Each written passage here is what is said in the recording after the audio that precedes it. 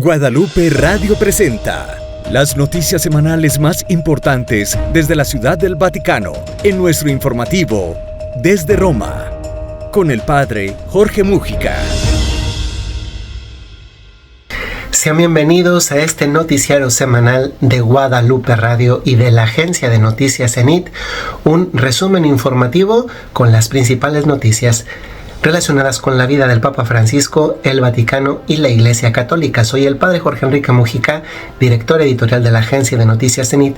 Les saludo desde Roma y vamos a las informaciones, concretamente a las informaciones que van del 3 al 9 de febrero del año 2025. Lo más importante de la semana. Ha pasado ya el primer mes del Jubileo de la Esperanza y un mes después 1,5 millones de personas han cruzado la Puerta Santa.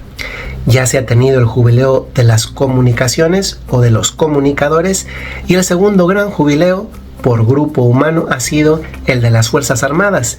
Este domingo pasado casi podría decirse que Fuerzas Armadas han tomado la Ciudad del Vaticano, porque en realidad era así. La plaza de San Pedro estaba llena de militares de diferentes países, colores de uniformes, etc. El Papa Francisco, en su homilía, que por cierto, muy a pocos minutos de que había iniciado, el Papa la interrumpió, dijo que tenía problemas para respirar y ha pedido que la lea otro. Pero era la homilía del Papa, aunque fue leída por otro, y en esa homilía el Papa, entre otras cosas, invitó a los militares de todas partes del mundo presentes en la plaza de San Pedro a no sucumbir a la tentación de las armas. Un mensaje significativo en un contexto mundial en donde hay diferentes focos de tensión en distintas áreas geográficas del mundo. Y después de que el Papa, no solamente en las últimas semanas, sino en realidad en los últimos años, haya estado constantemente denunciando el tema del armamento como una de las fuentes de comercio mundial más grandes. Por otra parte, el Papa Francisco se hizo presente prácticamente en dos momentos, al inicio y al final, en la cumbre por los derechos del niño. Efectivamente, el Vaticano acogió una cumbre donde se aboga por los derechos de los niños, con la presencia de muchos líderes internacionales, entre ellos dos especialmente famosos. Uno de ellos, el ex vicepresidente Al Gore de los Estados Unidos, y una mujer muy popular que de hecho en buena parte de las sesiones estuvo sentado a la derecha del Papa Francisco, la reina Rania de Jordania. El Papa Francisco sí alzó la voz contra la trata de menores, contra la explotación sexual, pero también dijo algo que va muy en la línea de lo que el Papa ha repetido a lo largo de su pontificado, si bien no siempre los medios seculares le dan la visibilidad que merece, como es el caso de la defensa de los niños no nacidos, los que se encuentran todavía en el vientre de sus madres. La salud del Papa no ha estado bien. Sabemos que el periodo de invierno, y que es en el que nos encontramos en el hemisferio norte, no es el mejor momento del año para el Papa Francisco. Tan no lo es que el jueves, viernes y sábado de la semana pasada, de la semana a la que nos estamos refiriendo en la información, el Papa trasladó los encuentros, las audiencias de los lugares habituales en los que le suele tener por la mañana a su propia residencia personal. En la mayoría de los casos no leyó el discurso que tenía preparado, sino que pasó directamente a los saludos, lo cual ya es un cierto esfuerzo. Por otra parte, como dije ya, el domingo él públicamente dijo que le costaba respirar, por eso no leía la homilía, y el miércoles, el de la audiencia general, como todos los miércoles, ya él mismo se disculpó y también dio a leer el documento a otra persona. No olvidemos que el Papa ya es un hombre de casi 90 años y que la salud del Papa empeora casi siempre que hace frío. Por lo tanto, es bastante probable que en las próximas semanas sigamos viendo un Papa con una salud deteriorada mientras este frío dura. Por otra parte, ya va en lo que va del año, entre diciembre y el mes de enero, 3 las ocasiones en las que el Papa ha tenido incidentes, sobre todo por el tema del equilibrio 3 caídas, 2, una casi en una de las audiencias más recientes. También ha sido noticia en la Ciudad del Vaticano algo que lastimosamente vimos hace meses atrás, y me refiero a una profanación. Sucedió el viernes pasado, cuando un hombre rumano, se ha sabido la nacionalidad después del suceso, aproximadamente hacia las 11 de la mañana, pasó las bandas de seguridad que impiden en principio o al menos avisan que no se puede cruzar de esa zona hacia el altar principal de la Basílica de San Pedro. Este hombre los brincó, se subió al altar, tiró los candelabros valuados en 30,000 euros del altar principal de la Basílica de San Pedro y después quitó el mantel sagrado que estaba sobre el altar.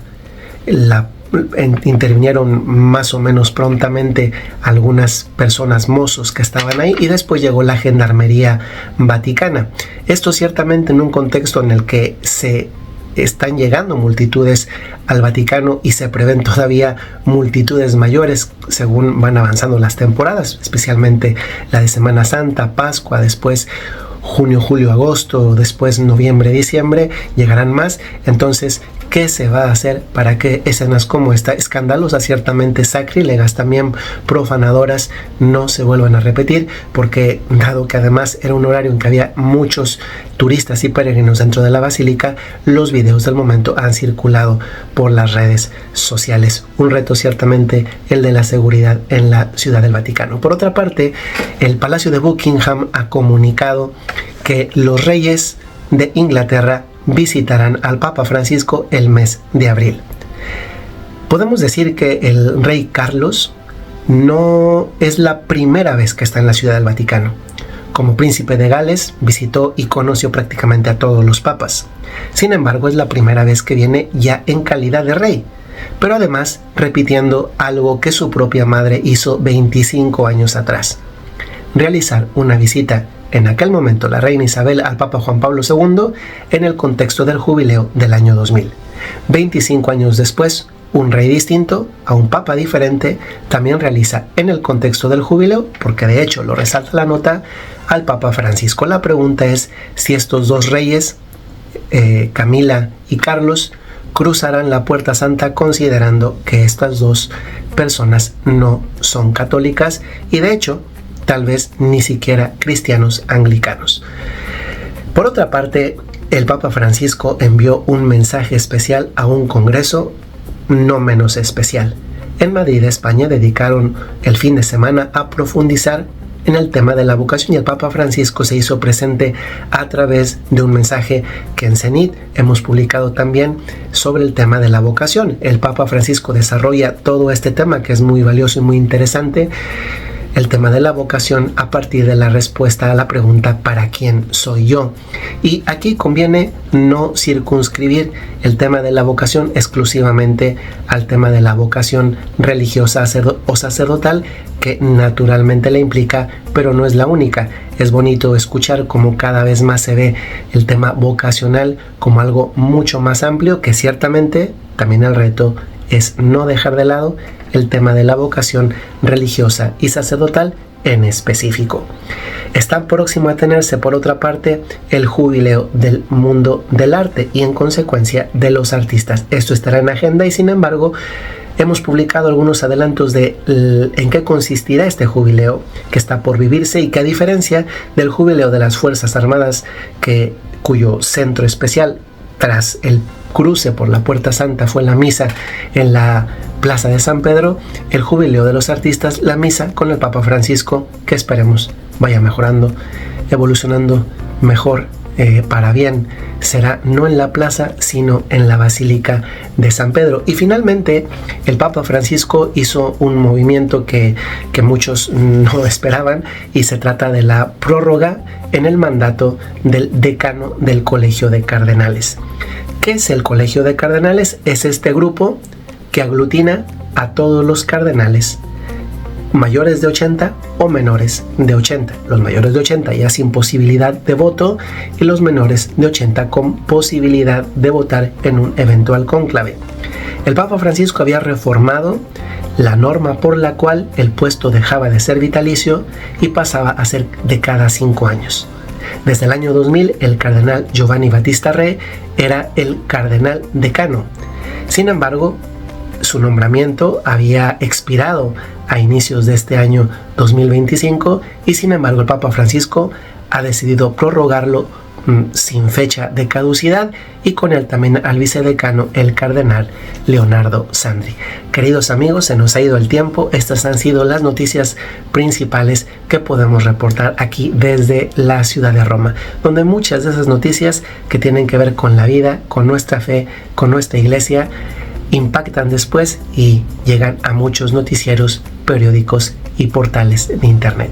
Les saludo muy cordialmente y nos escuchamos la próxima semana aquí en este programa, en este noticiero de Guadalupe Radio y de la agencia de noticias Zenit. Hasta luego. Guadalupe Radio presentó las principales noticias desde el Vaticano en Desde Roma con el padre Jorge Múgica.